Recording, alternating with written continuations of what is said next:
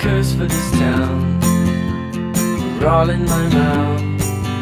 Only I don't know how they got out here. Turn me back into the bed I was when we met. Why is it so cold? It's winter. I loathe the very core of winter. It blankets the other seasons in its colorless mass of unhappiness. I don't understand how you could like it. The thought that I could keel over at a moment's notice makes me want to jump for joy. Also, I like living on the edge, especially in the name of baseball. I think there's enough wrong with that sentence that I don't have to point out its stupidity. Are you done yet?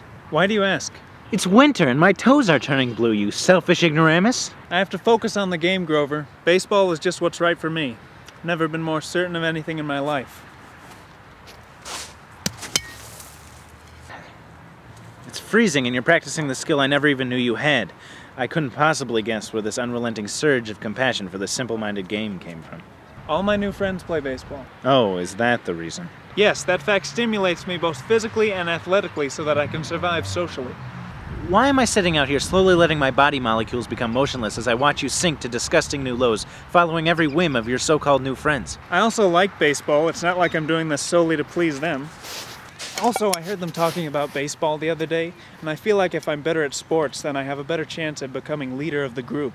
Baseball is everything to them. Whoever is the best at baseball is the most popular.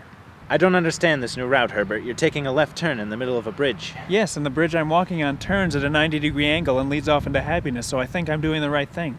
No, it doesn't. You just think it does. Actually, you're plummeting towards the water as we speak. You will plunge into the icy depths of conformity, and then the water will freeze over you, and your real self will only be able to look up at you through the ice and say, "No, Herbert, don't do this." Just because I feel the need to transform my personality in front of them doesn't mean I can't be myself.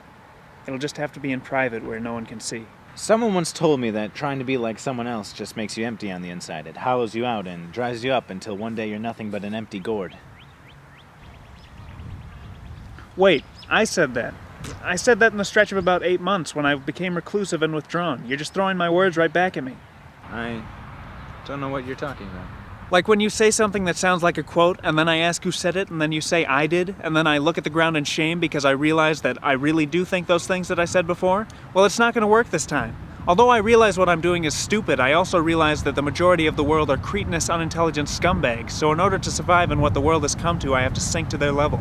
You're a doof. You're giving up your individual splendor to become a mushy pile of silly putty to be pressed against the tattered newspaper that is modern society. I enjoy being putty, and not to bang my own bongos, but I don't think I'm too bad at this sports thing either.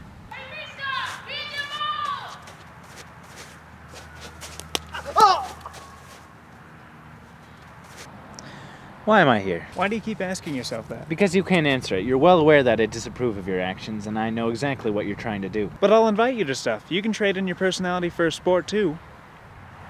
I'm not going to glorify that comment with an answer. I would never do that.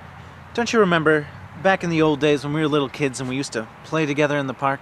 I do that with my new friends now. We see who can lick the most square footage of the public picnic table. I can see you've been completely consumed by the cold grasp of the moron brigade, replacing your attuned knowledge of humor with jokes involving toilets. Up until now, all I've had is you, and I'm sorry, but that's not saying much. I've evolved past your amoeba-like stage and now have wings. I'm currently soaring away on the winds of change. Fine. I hope you enjoy drowning in the deep abyss of mental destruction that you are now spelunking ever further into. Goodbye, Herbert. Sunshine, go away today. I don't feel much like dancing. Some man's gone, he's tried to run my life. He don't know what he's asking.